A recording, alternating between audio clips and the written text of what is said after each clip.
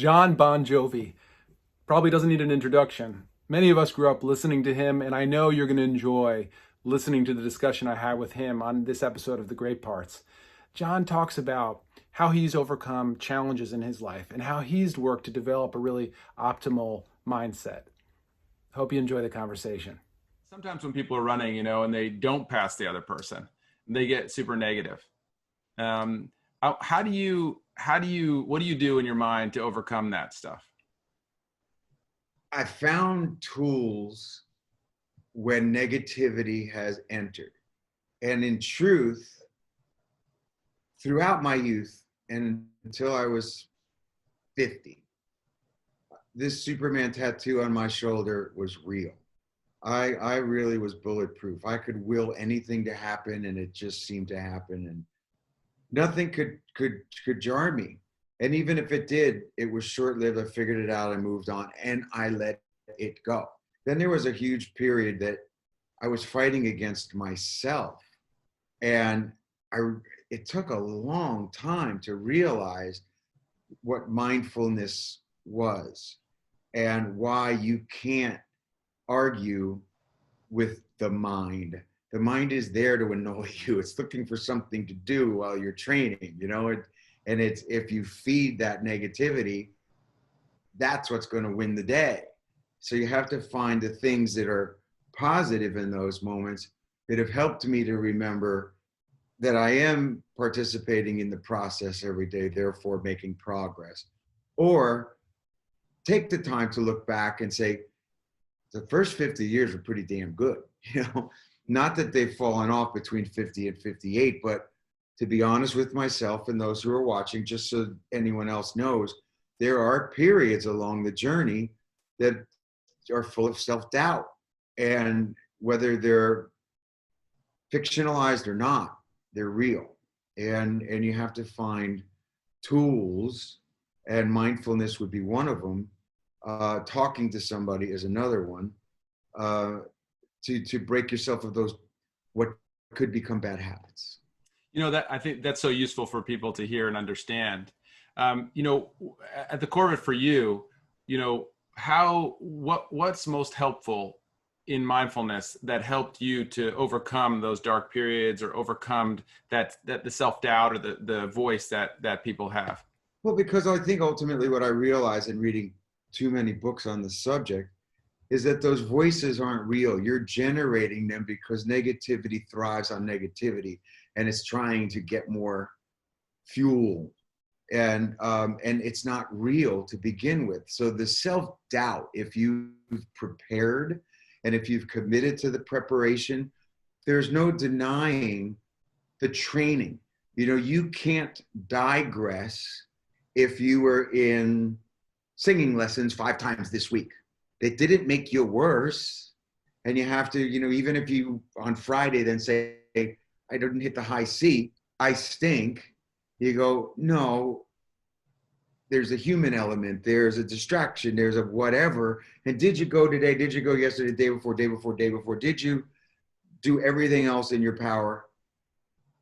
You're not digressing. So you can shut off you can combat the negativity. And that's a real part of mindfulness. Somebody said something that was crazy. I heard somebody who's very negative in all of their speech. No matter what they do, they're always a downer. And then someone had said to me, could you imagine how that person speaks to themselves? And I just felt terrible for them, because if they're saying something, it's got to be multiplied by 10 in their head. Yeah. And they're living in that darkness. And that's just no way to be living. Yeah, sometimes the way I think about it is, we all have this radio station in our head, and how are we tuning it?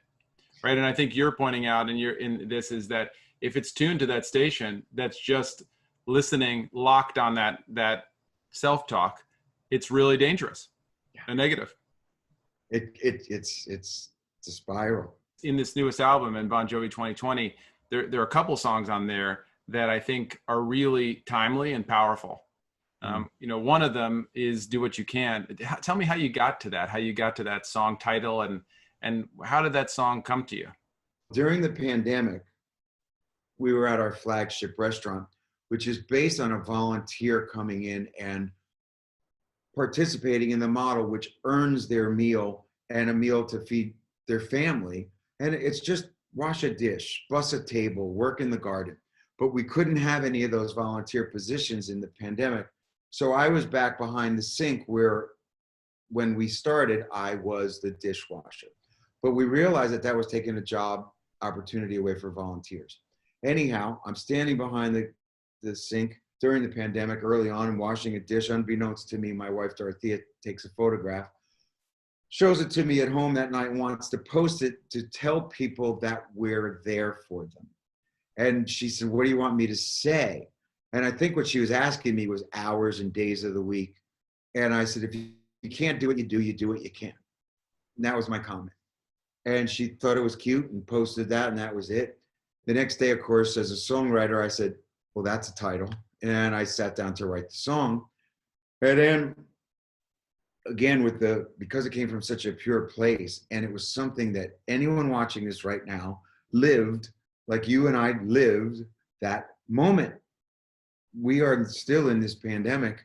So this, more than any other song, certainly that I've ever written, or perhaps a song that anyone else has ever written in the last 100 years, this is a moment in time that we're living together. And anyone who wants to write that song, the listener can write you the next verse. So I sat down to write it and shared it with the world. And initially gave them the chorus and the first verse, and I said, write a verse. Tell me your story. If I like it enough, I'll sing it back to you. And got lots of them. Went on to record the song, and now, knock wood, it's a hit. But it's not a surprise to me, not even a little bit. In fact, I think it should be a bigger hit. And maybe it'll ultimately be that, I don't know. But because, unlike anything else, this song is your life. Everybody, anybody. You know, it goes back to that we. Yep. Well, I mean, the song is powerful in that reason, because, you know, we've all struggled this past year. And I think, you know, the power of that song is realizing that in the moment, there's always one thing, one action you can do. There's always something that you can do. I'm curious what you'd say to people, you know, on that message from your perspective, who feel like they can't, right? There are people out there who just feel like they can't do what they can. How have you been able to push yourself forward in moments like that? The first thing that just popped in my mind was a song title. I get by with a little help from my friends, because you're never alone. Even if the darkness creeps in, and during these dark times, like the pandemic, I know several single people who were alone and under quarantine, couldn't go out and had no interaction, and it was very hard. And it's understandable that you could get down and that you could let that mindfulness go south. And it's easier to preach, of course, than to practice. But in truth, you got to try to remember optimism, and you got to try to remember to utilize those tools to remember that the glass is half full, because we're only all here for this short period of time. If we don't make the most of it, well, that sucks. That was a waste. And I've been brokenhearted, you know, talking to some people that I know who have spent 6 months alone because, you know, they don't really have a loved one living with them, and because they're older, have been, you know, lacking that touch. And even one of the people that I wrote one of the songs about on this forthcoming record was a soldier who was dealing with PTSD, and in quarantine it became too much for him, and he passed away. And it's tragic, you know, what this thing has done. But the question is can you water the plants, you know, of your mind to try to turn things around? For what it's worth, I was blessed during this quarantine, and I looked at it as a positive. I just said, okay, no record, no tour. What am I going to do? I got to make hay. I got to, I can't make a buck. I got to make hay. I got to do something physically, mentally, spiritually to have growth in 2020. I mean, I So love the idea. I love the idea of watering the plants of your mind. That image is so powerful. Really. I mean, the idea of doing that, I think it's something that actually the majority of people don't do. We water the plants of our body, but what are we doing to water the plants of our mind? few people are in touch with what it takes to water the plants of their mind, because Yes.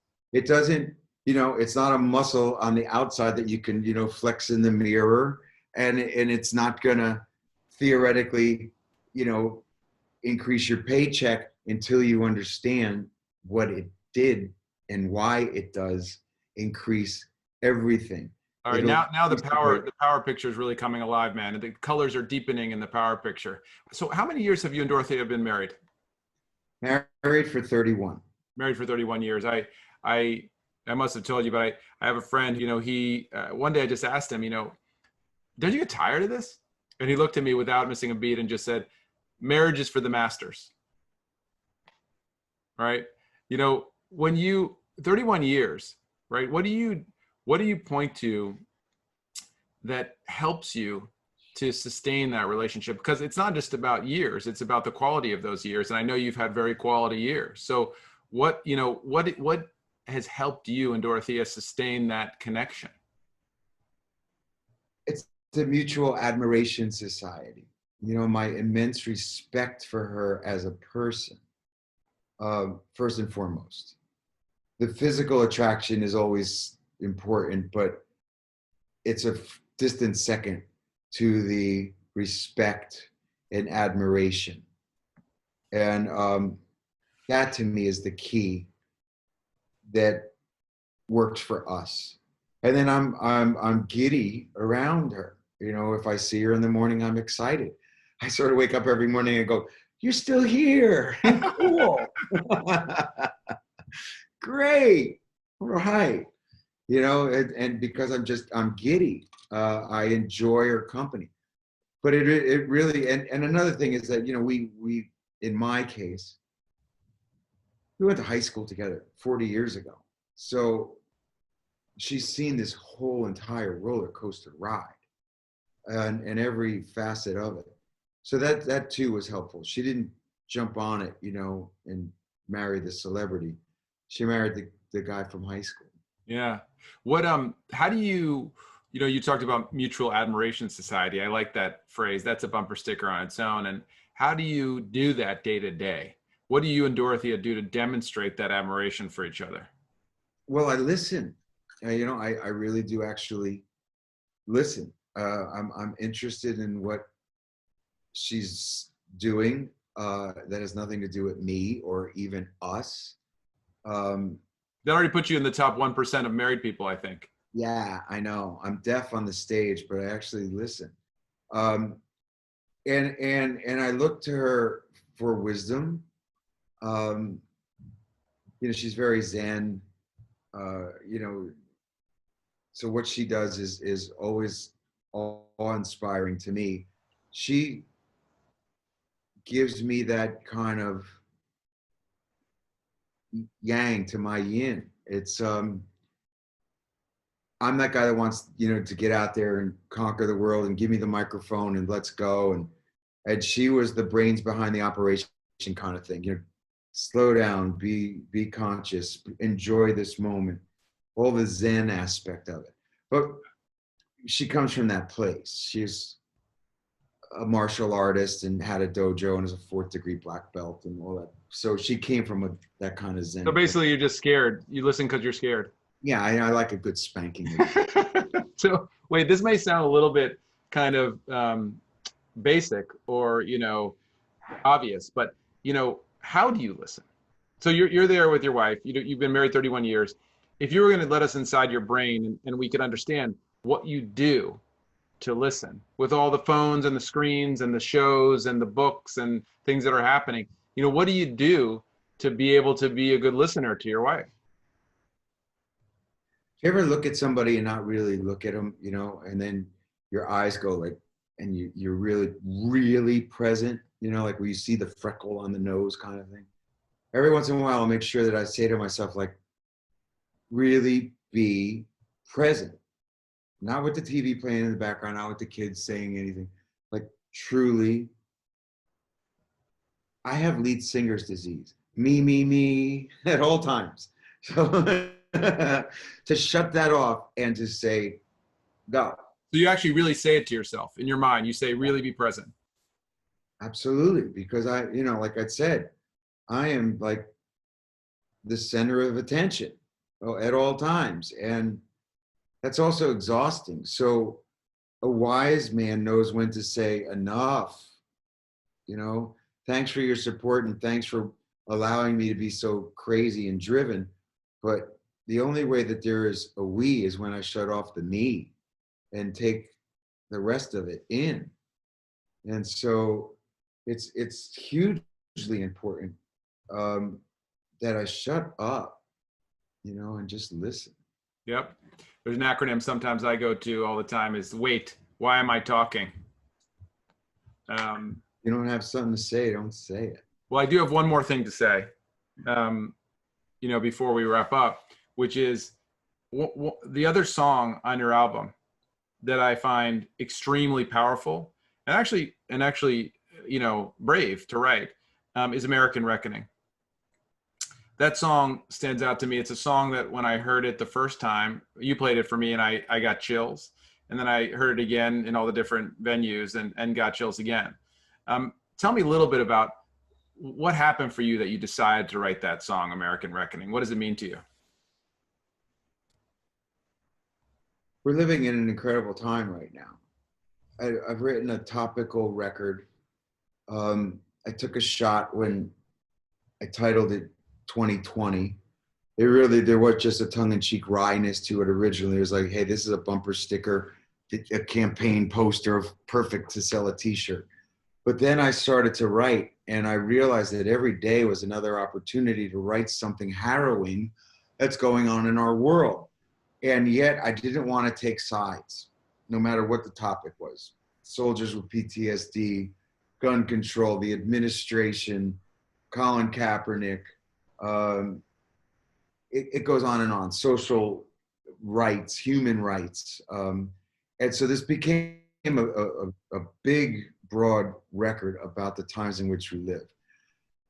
When it was finished and turned in, I hadn't written Do What You Can, nor had I written American Reckoning, because neither of those things had happened yet. While we're home and still under lockdown, the world, in essence, had stopped, and we're all watching television and reading the papers because you couldn't do anything else. We all witness the murder of George Floyd. And when you see it in such high resolution video from someone's phone and you hear the voices, I heard it differently than when it was Trayvon Martin or the countless others. And like Do What You Can and every other song on this record, I couldn't help but express myself through song. And once again, I needed to be a witness to history, but what experience had I, the poster boy for white privilege, had to speak on this topic? So I was very careful to make sure that I explained my position and to hope that I got it right, because I felt for George Floyd and every other George Floyd that's come before him forever and enough. And I'm proud of the song. I put it out there with all of my heart. And in this cancer culture that we live in, I'm willing to risk it all, to say, I'm sorry, here's my art. I think it's important that an artist be a witness to history. I think it's important that an artist, if they have the ability, choose to mark these moments in time as either bookmarkers for future generations or for the culture in which they're participating. So I think that songs like American Reckoning may help someone who didn't understand to understand better, like I've tried to understand better. Yeah, well, I think likely it will. And I recognize that we're two white privileged men having this conversation. But I think the point of having this conversation is to create a greater awareness. I mean, the other thing I think about is, you know, what needs to change. And when you think about what your song does is it recognizes it makes people aware who aren't aware that things need to change. In your mind, what needs to change? I think the next generation are going to be the generation of change. They're the ones that grew up in a much more open place. You know, they're not judging someone by the color of their skin. Perhaps Dr. King's words will finally come to fruition. They don't care about your sexuality, your religious orientation. They're just people coexisting in this time and this place. So what has to change is the collective. We have to realize that we are all interdependent and are here for just a short moment in time. And to judge a man or a woman by the color of their skin is actually really silly when we're supposed to be such an educated species. Aren't we supposed to have gotten over that fact by now? And it's going to take some time for us all to learn, but I'm confident that if not now, soon, with this next generation of young men and women. I'm not even a rock star. I'm getting my butt kissed. This is the best talk I've had. You know, so, you know, from my perspective, I think that oftentimes anyone, but high achievers in particular, but anyone, and certainly people that listen to this, listen to, you know, all the great parts, are people that want to get better at things. But one of the things that gets missed is, I believe that really life goes by so quick, and the ability, as you said before, and the ability to learn how to enjoy it is a practicable skill. We become disconnected with our lives. We lose touch of the people, and then we lose touch of why we're even doing what we're doing. And, you know, you're someone that stands out to me as someone who's really learned and continues to learn on how to play life like a sport, how to work towards being connected and enjoy the things that you're doing, not just be excellent, but really be connected and enjoy the moment to moment. What are your thoughts on that? And what are ways that you told me also even earlier in our conversation, you had a good, you know, the 50 years was great. The 58 years was great. You know, what do you do day to day to make it great? What do you do to make your life great, even when it's not? The only advice I can give to anybody watching this right now is that I, like you watching, are a work in progress. I was guilty of always just with blinders on, what's the next appointment, the next tour date, the next record, the next dollar, the next, and not enjoying the moments. The idea that you can look up into the sky on a beautiful day and say, wow, look at the nice white puffy clouds. You don't have to sit there for all 24 hours of the day, but just to know that they're out there and acknowledging them around you is a big step to you being able to then go back to the treadmill of life. It's the moments that make the mind better.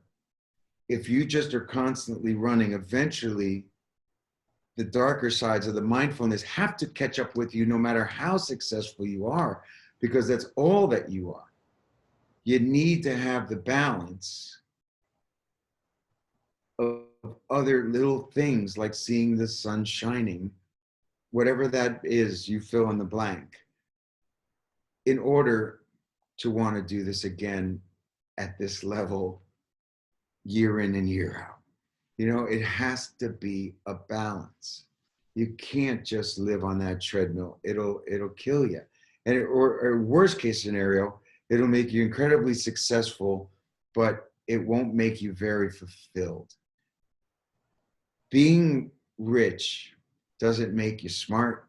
It just makes you rich, you know? So think of it like that. If you don't take the time to enjoy and balance this experiment called life, well, what did you get? You got toys.